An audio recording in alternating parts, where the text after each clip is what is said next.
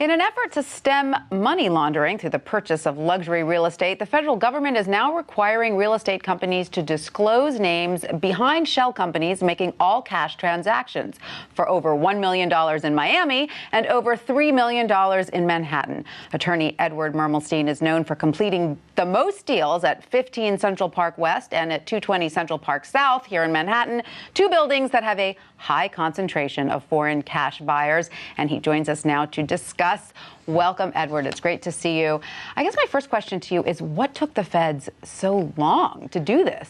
It's a good question, and I think most of the professionals that work in this sphere are asking the exact same question. Why is it so limited? Why is it coming today as opposed to years ago? And what is the purpose of doing it only for several months as opposed to across the whole nation going forward? Because it's only March through August, correct? And only in Manhattan and Miami over a certain price point. That's correct. Now, do we know across the country how many luxury real estate purchases are completed by shell companies? It's a large percentage, isn't it? The percentage is fairly large, but in comparison to other parts of the world, it's probably still quite small, especially if you're comparing it to places like London. Right. So in New York or in Miami, we had local purchasers that were a much greater percentage of purchasers of these types of properties rather than foreigners who this is targeting. And these shell companies in Manhattan and Miami tended to be backed by foreign money. Is that the understanding? Well, that's the goal of what the government is trying to uncover, but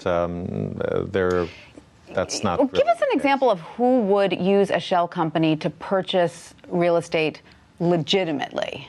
Anyone looking to purchase a property as an investment. Okay, but why not just put your name on it? Why use a shell company to hide your identity? Simple answer is liability first and foremost, and tax planning, which is quite important as well. Right. Okay. So there are many legitimate uses of shell companies. And I know that movie stars sometimes buy luxury properties and try to hide their identity for safety reasons and trying to stave off paparazzi. What effect do you think this will have on the high-end real estate market in New York and Miami?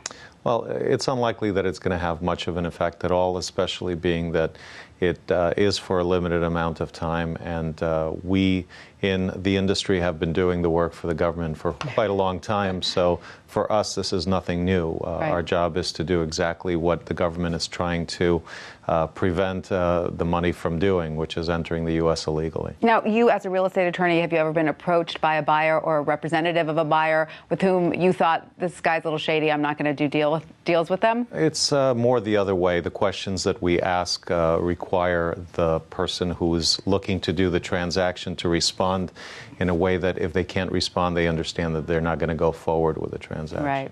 All right. Well, it's a first step. Let's see what happens next. Edward Mermelstein, thank you so much for that. My pleasure. Thank you.